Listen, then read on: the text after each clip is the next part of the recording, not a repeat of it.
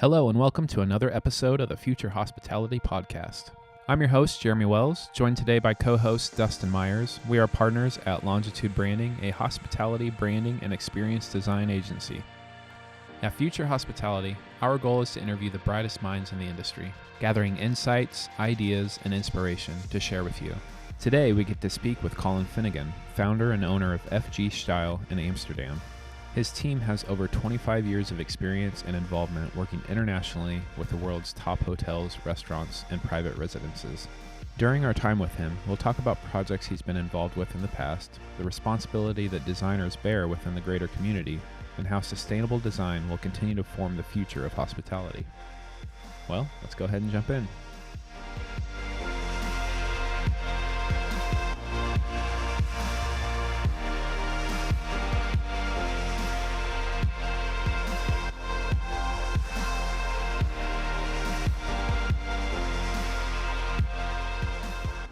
Thank you so much, Colin, for joining us today.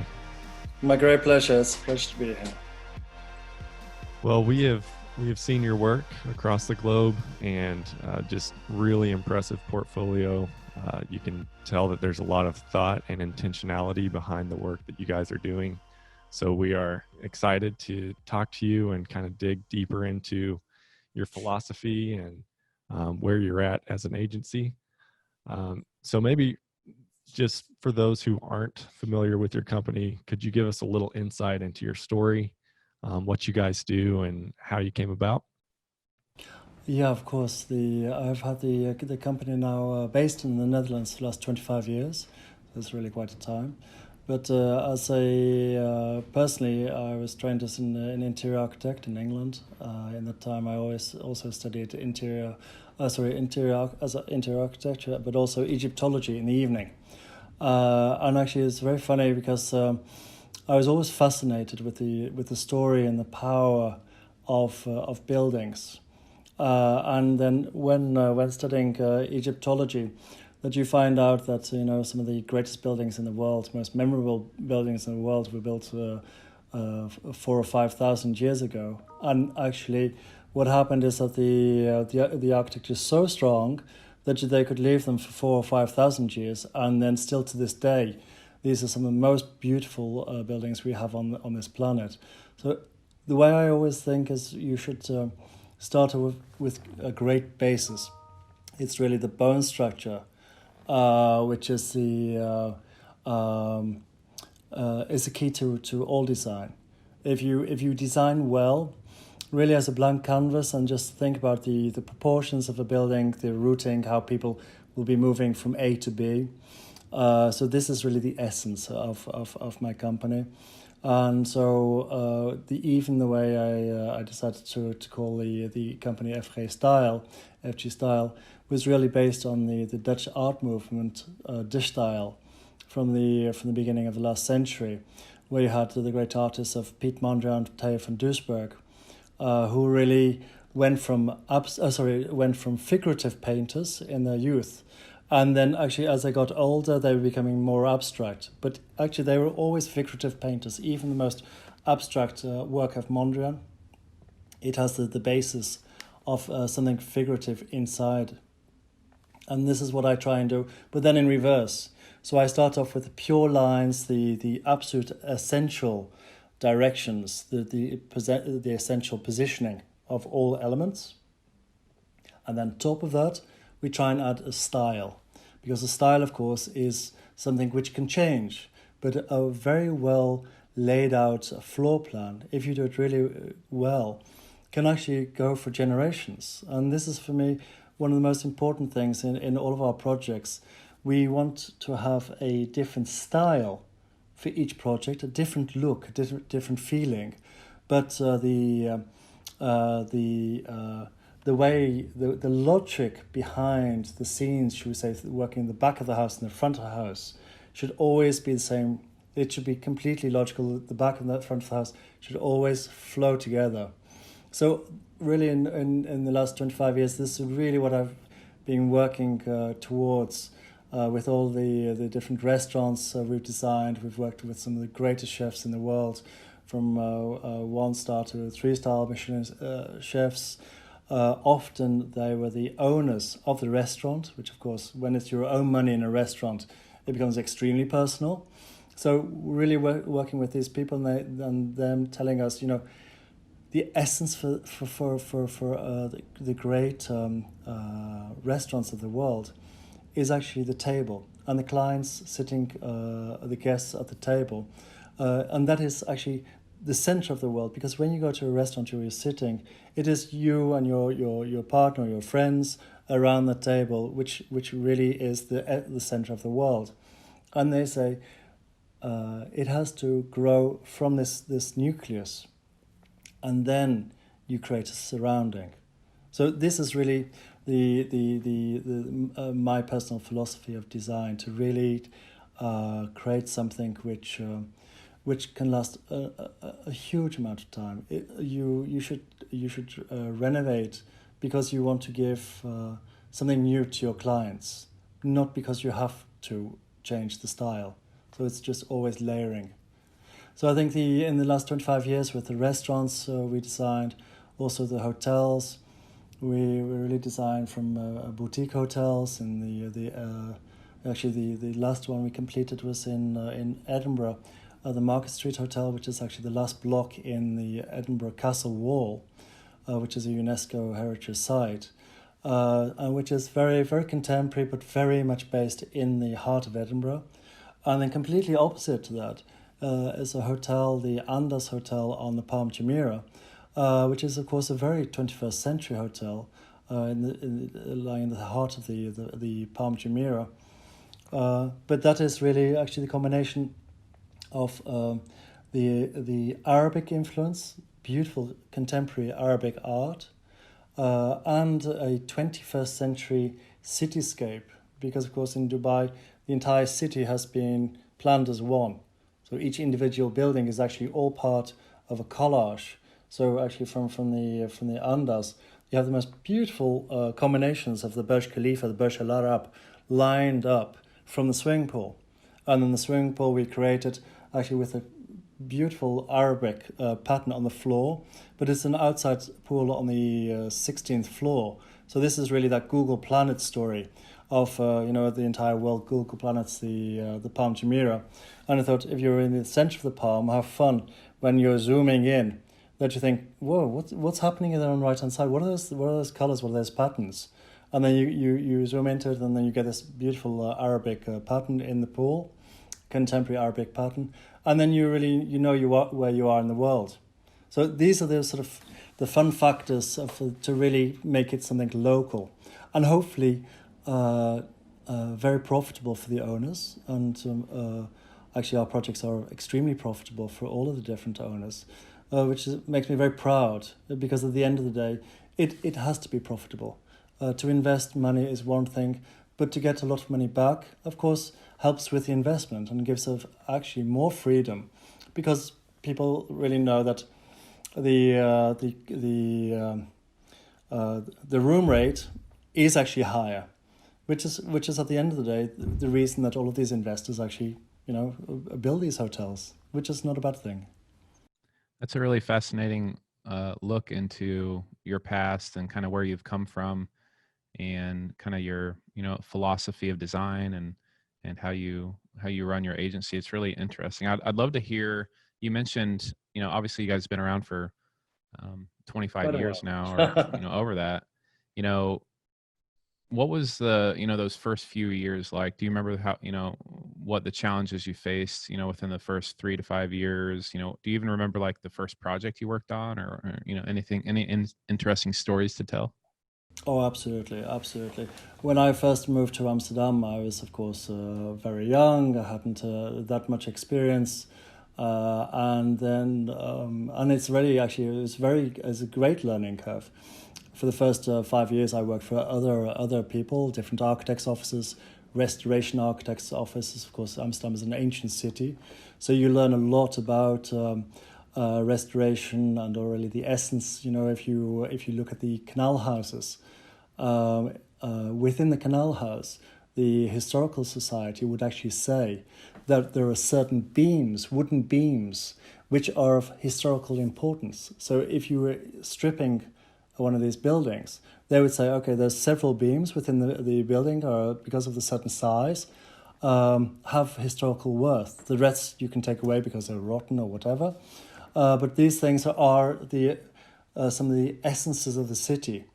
And this is I think, so fantastic, because very few people will actually see that beam we're talking about. But the building retains the history of its origin.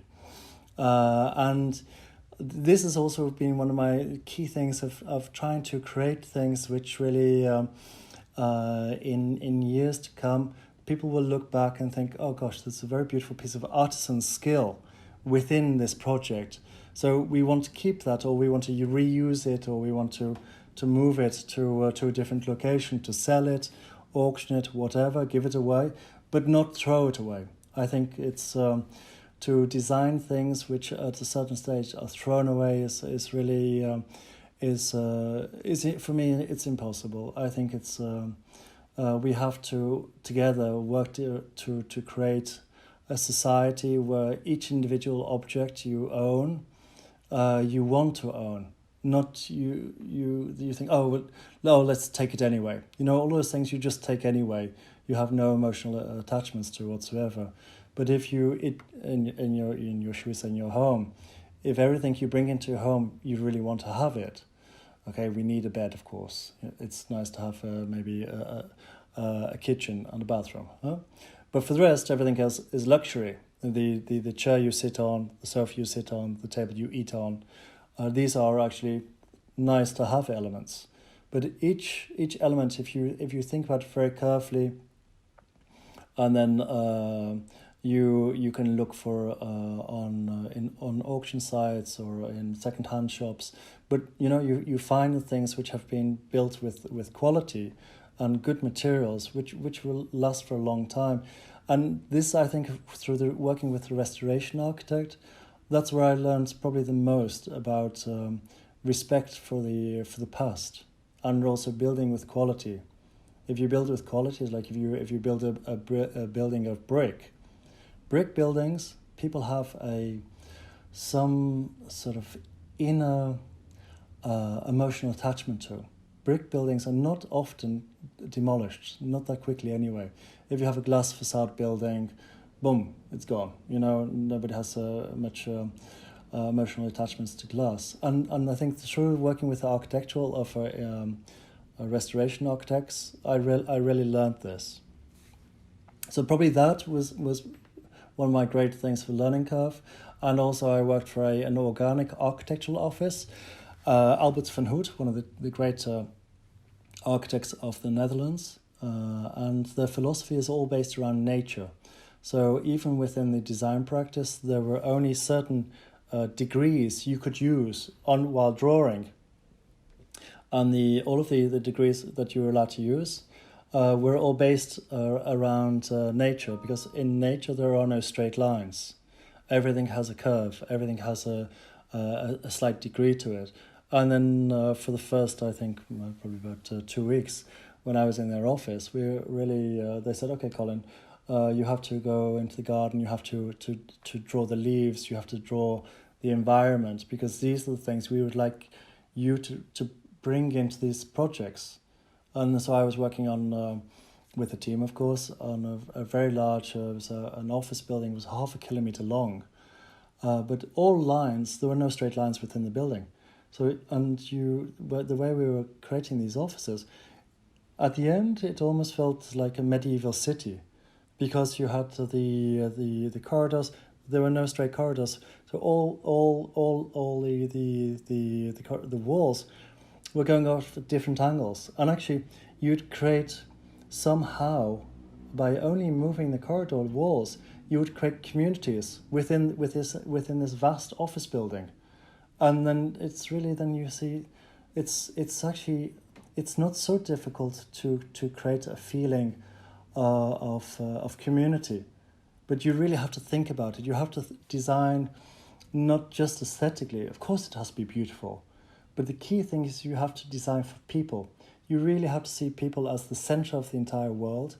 When thinking of creating anything, should we say an office, although offices are also changing very rapidly, especially now. You have to think, you want to bring people together, it should be like a village. Sometimes you need to go to the baker's, sometimes you need to go to a different type of shop, or you'd like to go to a park. All of these things you can actually bring into an office building.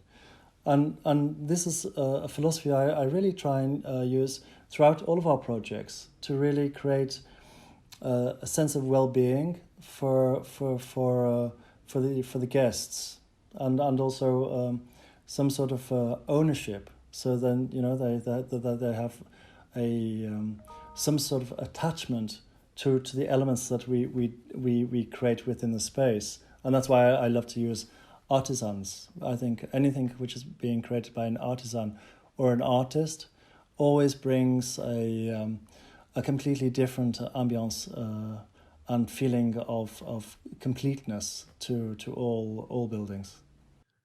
Yeah, that's really interesting. I think a lot of design today is made to be disposable or temporary. So I love the mindset behind creating things that last, and using artisans and things that people would never want to throw away, or things that really matter to people. What are some examples of just design work that you've done, whether on a large scale or a small scale, of utilizing these artisans and handcrafted things that you believe are really going to stand the test of time and impact people for a long time? Oh yes, absolutely. No, I think I can. I have many actually, to be honest with you, but some of the more iconic elements, should we say, I think was probably working on the Parkheit Vienna, and the Parkheit was really created as the new center of luxury in Vienna, because it is actually on the Am Hof, which is the old Roman square of Vienna. But until 10 years ago, when we completed the project, it was a little bit just slightly out of the way. You know how it goes in cities. So you have the main square, which leads in Vienna then to the palace. But this was to the right-hand side instead of the left. And the Signa Group, the owners, said, okay, we've bought several buildings in this square. We want to direct the center of luxury to the right, towards the Am Hof. So they asked us to renovate the former Bank of Austria and convert it into the Parkheit Vienna, and also to help create an ambience that the leading retailers of the world would also want to rent from the same owners. Very clever people. It's not bad to earn money. But this was, you can only convince, the great brands of the world, Louis Vuitton, Chanel, Dior. I think 30 of the top brands of the world are now around the Parkheit because of the quality they were investing in. And the way we really try to analyze the Am Hof, the old Bank of Austria building, was to look first of all at the location of the building. And as I was saying, it's because it's a square actually from the Roman times. So we were looking at the history of that, and then of course into the building. It's the old gold reserve of the Austro-Hungarian Empire. So there were two gold vaults on top of each other underneath the Parkheit, and they said to me, Colin, there's probably a Roman general buried underneath this building, and if we dig down for the swimming pool, then we'll probably have to stop building for a year while the historical society come in and dig away everything. And my first reaction is, okay, we're not going to do that. Let's take out one floor of the gold vault, which you can imagine, which is incredibly thick. But by doing that, we could create the swimming pool in the old gold vaults. We actually removed 4 massive doors, bank vault doors. We had 3 removed, and I had 1 moved from the -2 to the -1, and then turned around just because you could see the golden center of this whole the mechanics within the door. But then we were also looking there at the history of Vienna. Golden period of Vienna was 100 years ago. The whole Sessions movement, which is a truly golden age of Vienna. And there were very beautiful small brooches made at this period by Hoffmann and many other the artists, which are in the museums mainly in Vienna. And we took this also as part of our decoration element for each room. And we said, this site is so important. We need to bring back the elegance and the refinement of the whole Sessions period of Vienna, the golden age of Vienna. So we had these tiny brooches of only maybe 3 or 4 centimeters diameter. We had them made in India by the really most stunning craftsmen into panels on the wall, which are sort of, I think, about 1.40 meters, 1.60 meters high, in some cases inlaid with semi-precious stones. But really, for me, it was not a copy, because it was an artisan was recreating the work of an artisan, using the best materials, the best skills they could possibly put into their work. And these true jewels will never be, never will they be thrown onto the scrap heap. They will always go somewhere, even if they're moved out to the Park Hyatt. They will go into people's homes or wherever. But this is built forever, and I think that's a wonderful thing about jewelry. Jewelry is one of those small things that if you think about a ring, maybe a ring from your grandmother.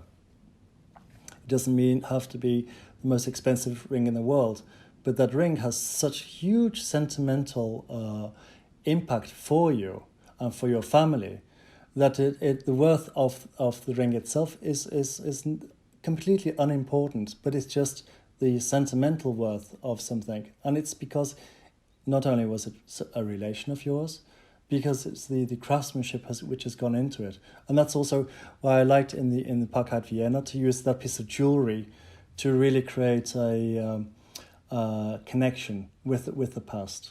So I think that's maybe a bit of a long story, but I think for me that is one of the things that we had created 140 of these masterpieces of silversmith, which are now for the enjoyment of all people staying in every room. Hearing you tell that story, and then as you're telling us all that, I was looking through the photos of the Park Hyatt, and it's just awe-inspiring, and the design is absolutely beautiful, and it's really neat to hear that backstory of that too, of how you approach that.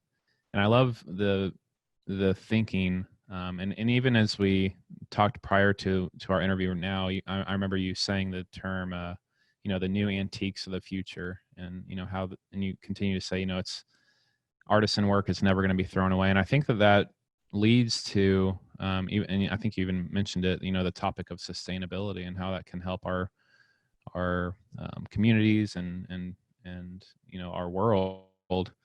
And it's, as you've said before, I think is it's kind of the designers are responsible to create these locations and these spaces that are forward thinking in that manner. How do you think the role and emphasis of sustainability will continue to evolve and continue to push boundaries for the industry into the future? I think we are now entering a new golden age, if you ask me, and you did. I think with this whole COVID period we're going through is for mankind a moment where we have a very good slap in the face, which we all needed. That we now understand that our world, our environment, is also part of us, and we cannot say, I like green, the color. No, we have to like green, and which is this planet Earth. And I think what's now, I should think, and I hope, and I will definitely work for it myself, is to work with people, to really see how we can become a little more pure. We don't, so far, what's happening in the world, you see this more and more, that the world's population are starting to plant trees. Millions and millions of trees are now being planted around the world, and this is a complete opposite to the way we're thinking the world is going. Of course, we have very unfortunate moments in time of what's happening in the Amazon in Brazil, which will, I am sure, I'm convinced, people will stop destroying our own oxygen, should we say, and start to restore it, because we can do this. I'm sure we can, but we need to think about sustainability in all things. If you're in all of our countries, there are so many things we can do by using simply natural materials. If you use a beautiful piece of wood, which is a local indigenous wood from whichever country you're in, and if you know that it's also being taken from a forest, which is actually a managed forest, so for all the trees that are taken away, more trees will be planted for each one taken away. You're actually actively helping to green this world, and I think if we all just think more in this direction of what is already around you, what can we use, or what can we reuse?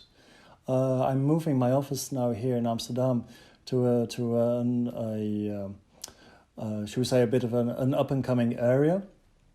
It used to be the center where they had the Hells Angels and a prison. So until about 5 years ago, a place you'd only be found dead in. But now they're really it's just along the Amstel River. So they've taken all of that away. They've demolished these. There were 5 or 6 prison towers, all made of concrete, but the concrete itself is now being pulverized and used as part of the foundations and building material of all of the new buildings. And the center is all also completely being built around sustainability, about creating a green future.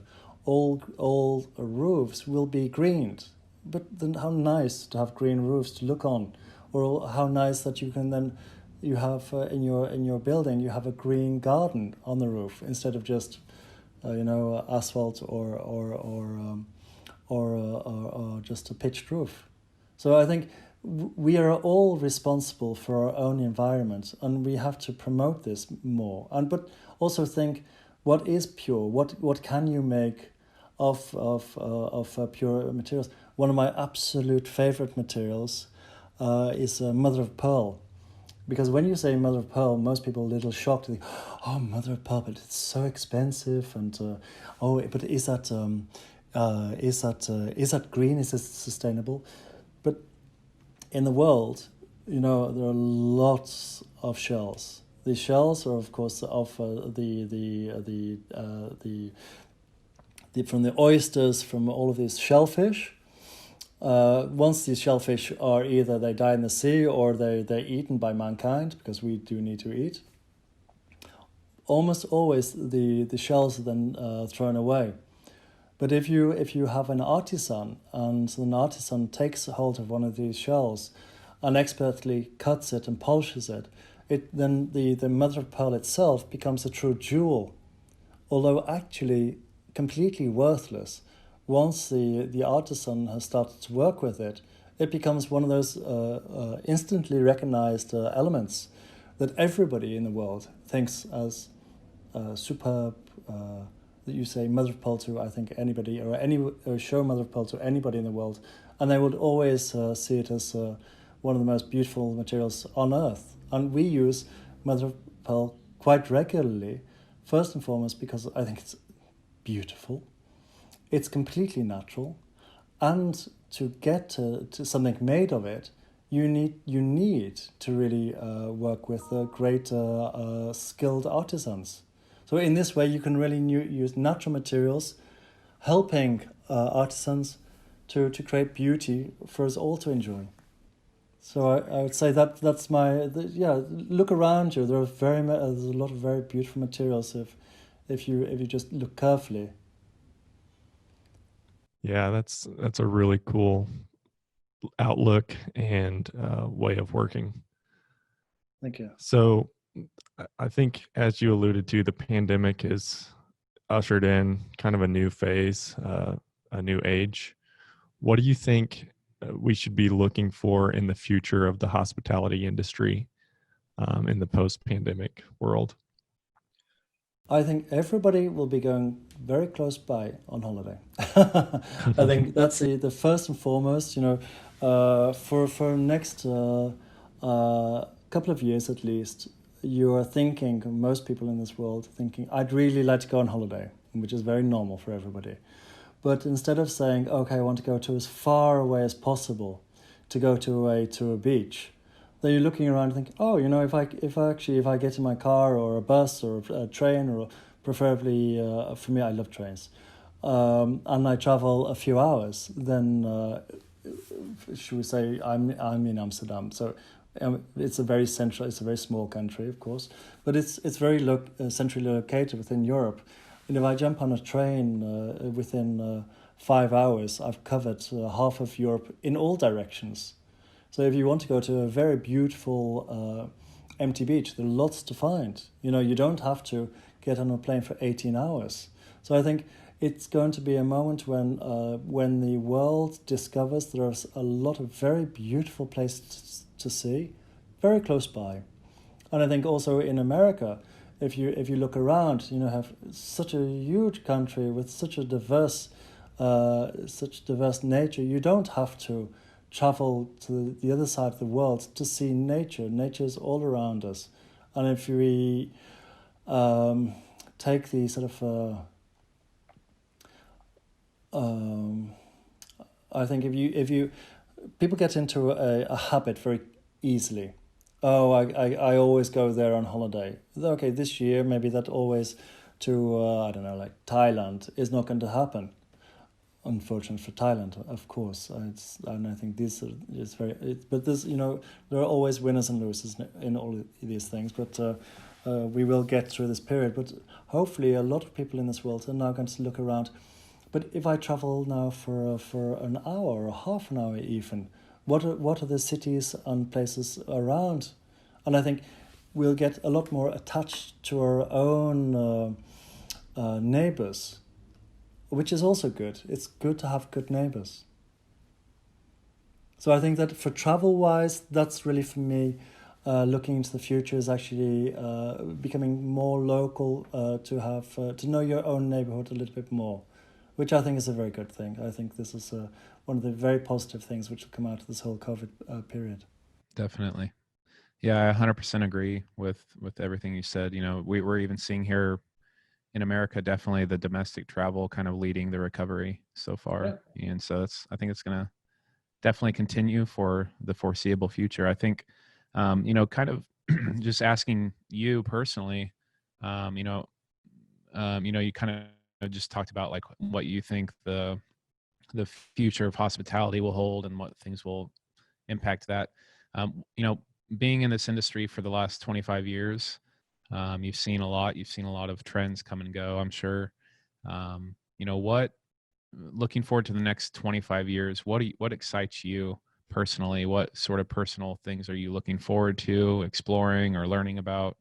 Or just, how do you, what excites you about the future? Oh yeah, no, I think really I absolutely firmly believe this. I think we are living in the new golden age. And we have a lot to be grateful for. So actually both my grandparents were in the Second World War. Both actually survived. One set of grandparents were in a pub in England, and a bomb came through 5 stories and went into the basement. They were in the basement with everybody else who were in the pub, and the waiter said, "Ladies and gentlemen, I think we should adjourn to outside." And I think you have to enjoy life, because life is very short. Your moment is very short, and we should simply get out there, enjoy it. There's a lot to see. People are wonderful.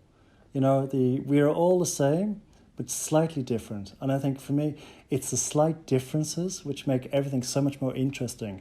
Because you would not travel anywhere if it was exactly the same as where you are now. Why would you? It's the same. So it's the individuality of all peoples and all locations, which is so the essence, I think, of our society. So I think, and I firmly believe this, that people are really waking up to the differences, also to celebrate the differences in mankind. So we no longer all want to be one type of person. We all want to be individuals as we are, and to celebrate our own individuality, but within the safety of, should we say, these great continents. You in America, we in Europe, the people in South America, they see themselves, or China as well. It is one mass of people, but still there is individuality, and we have to celebrate the individuality more. I think I was reading a report that in Europe now, more local indigenous languages are being spoken daily than for the last 50 years. And I think this is because people are feeling feeling safer to be individual because of the group of countries they're now, should we say, protected together with. And I think that's a very good sign. In the United Kingdom, there's more Welsh being spoken than ever. In Ireland as well, and in Scotland. So all of the local, even I think in Cornwall, the local languages are really flourishing, and they're flourishing because people feel protected and they are allowed to be individual, and that's really good. Well, Colin, we love your optimism, your outlook on life, and just the guiding principles and philosophies behind your work. We're extremely excited to watch as you continue to create amazing properties and as you lead the industry in thoughtful design. So thank you so much for joining us. We look forward to seeing what's next. Thank you so much. It was really a great pleasure, and it's not something I do very often, actually. So I was a little bit nervous about it. I hope I didn't ramble on too much, but I am very enthusiastic about life, and I hope a little bit of my enthusiasm maybe sparks a little bit of enthusiasm by other people. But thank you for the opportunity. Love it. Thanks, Colin.